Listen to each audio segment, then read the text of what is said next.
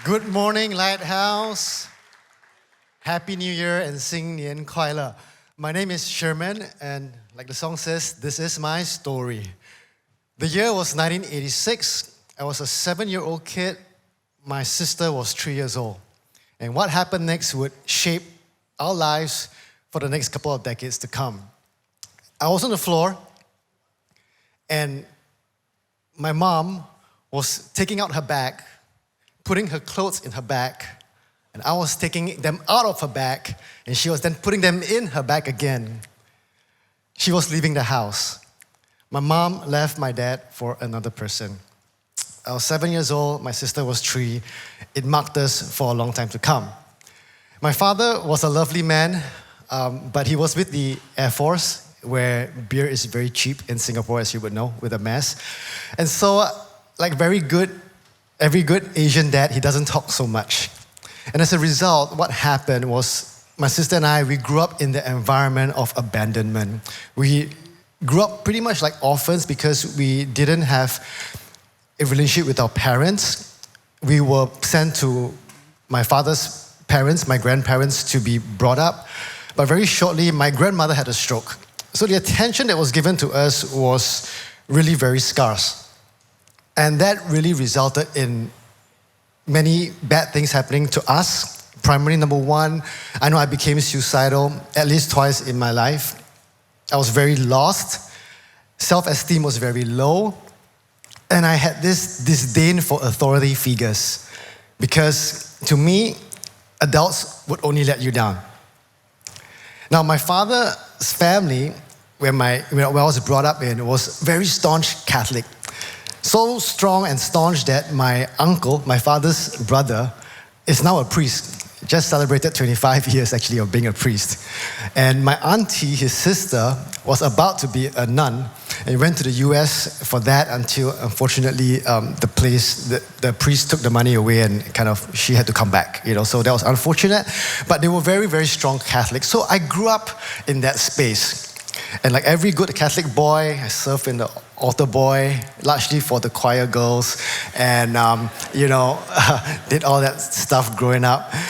And it was only after 10 years that my father finally remarried. And so I was 17 years old by then, and as his wife, his then girlfriend, about to be wife, came to live with us. And, I had this disdain for authority figures. And she was a nice lady, God bless her, and she's really trying to be that awkward stepmother, you know what I mean? It's never easy. And in those days, we don't have the kind of education or knowledge that we have today. So I, as a very good-natured young boy, became very rebellious towards this alien figure that came into my life. My sister is very demure and very docile, very, very nice. I'm unfortunately the bit more aggressive one. I was a sports person in school. Because of the emptiness and the void, I represented school in 4 sports. I won some national medals and stuff like that. So became very proud because my identity was all attached to these kind of material affirmation of who I was. So I used that aggression against my stepmother. When I found out that they were going to get married, I didn't like it. And so, like every good, aggressive, rebellious person, I chose to walk out of the house. And I went to live with my mother, right? And you see, again, my father doesn't talk. He doesn't talk very, very much. Lovely man, but doesn't talk very, very much. So what happened was, however, my mother, like every good woman who uses 50,000 words a day, talks a little bit more. So I got a lot of my mother's side of the story, right? And that also, over the years, kind of brought up a resentment against my father because I thought it was my father's fault that the marriage didn't work out.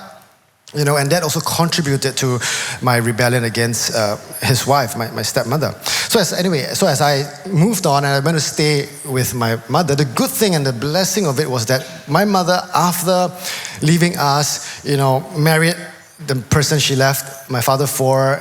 They repented, they got born again, they became Christians, they were caught up in the charismatic revival in the 80s and the 90s, and they became pastors.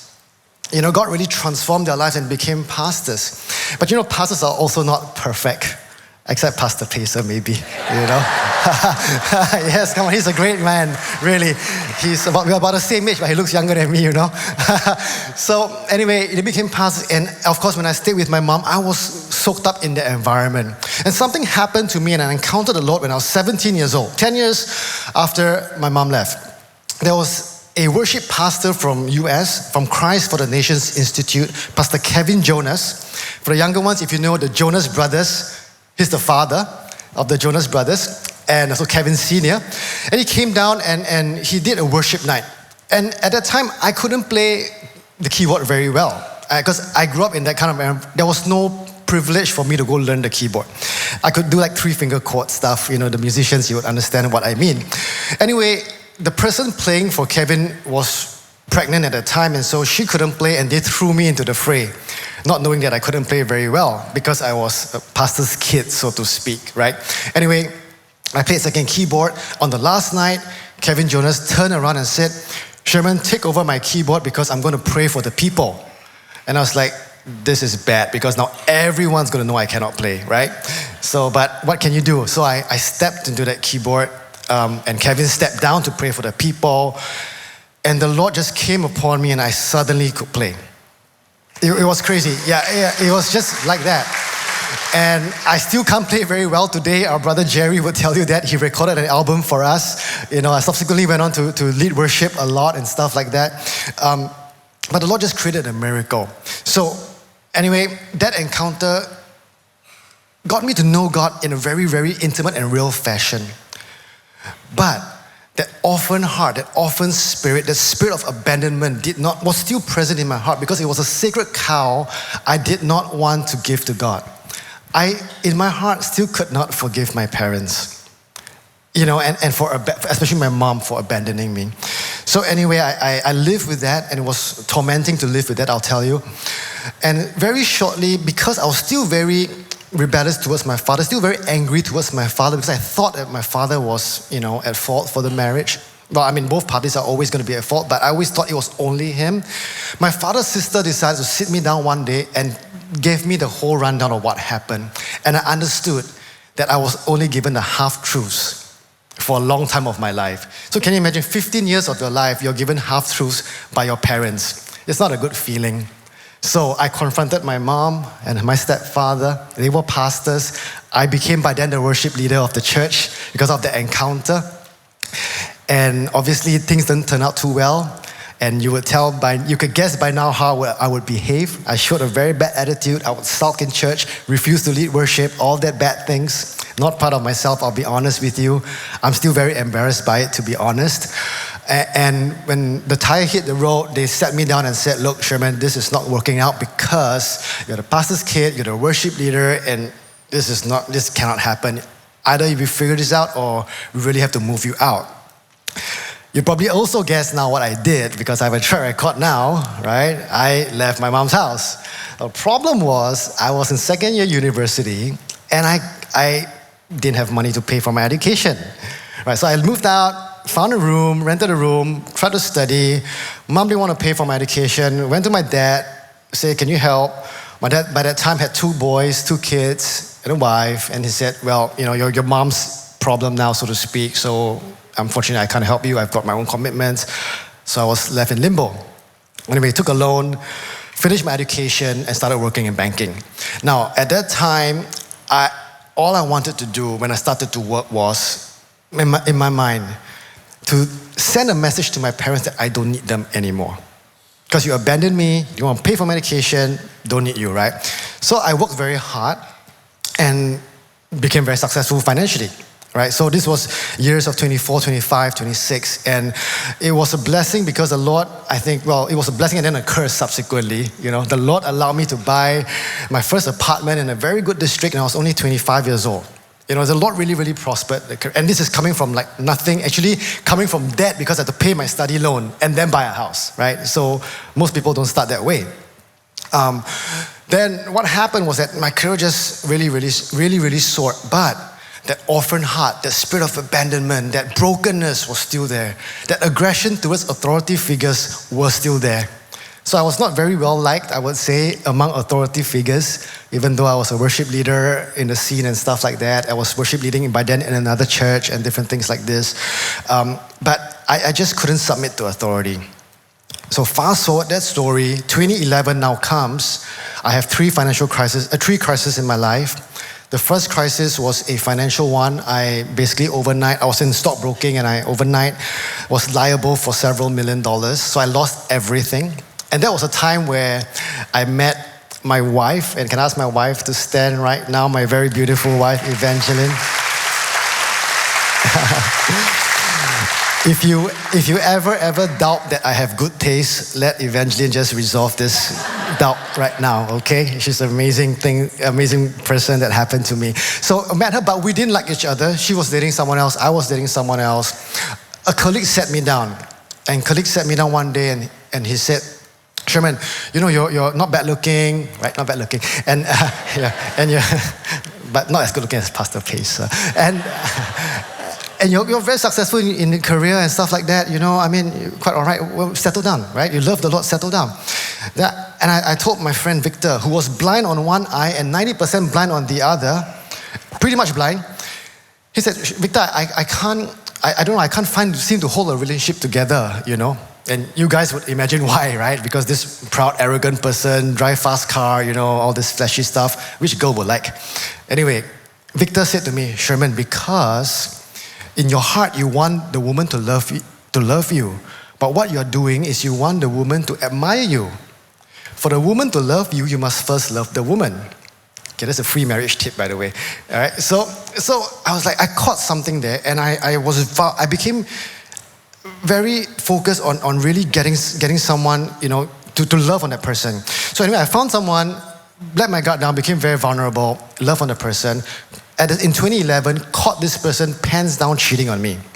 So picture this very, very proud person, pants down cheating. So your ego is just completely destroyed. You lose several $1 million because, you of some crazy risk that you took. The third thing that happened, my stepfather, who I obviously walked away from 10 years ago, who was a pastor at the time, decides to say, I've got lung cancer, 6 months to live. I'm shorten the story now for the sake of time. So these three things arrested my heart, and I knew the Lord was on my case, and my time having fun was over. And my wife saw everything. She saw me with the fast cars, didn't like me at all for good reason, and saw the transformation. What happened next was I chose to reconcile with my stepfather, and I'm a pretty extreme person, so I reconciled with everybody that I upset.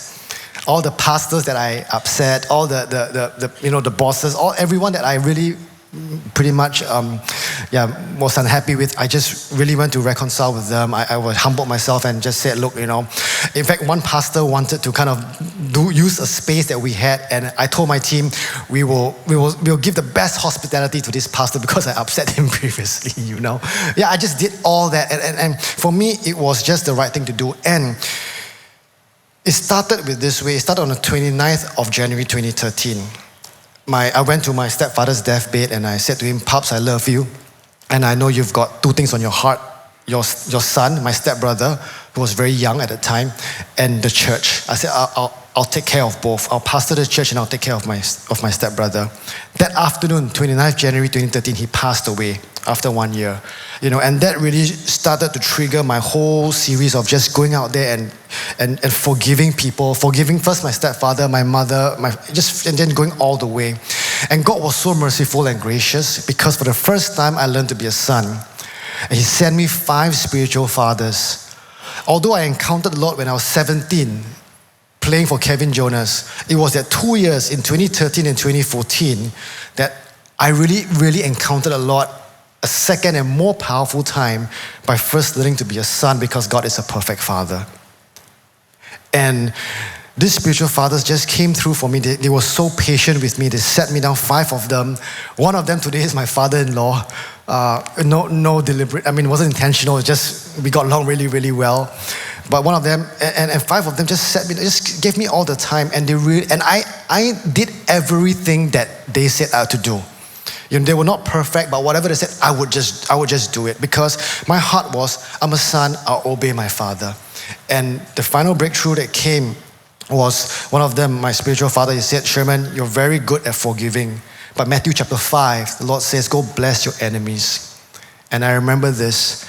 I heard a comment about me, really, really bad by a senior pastor. He was probably half right, but I went back that day, I got on my knees and I bawled my eyes out. And I just said, Father, I bless this pastor. I bless his church. I bless his family. I bless his ministry.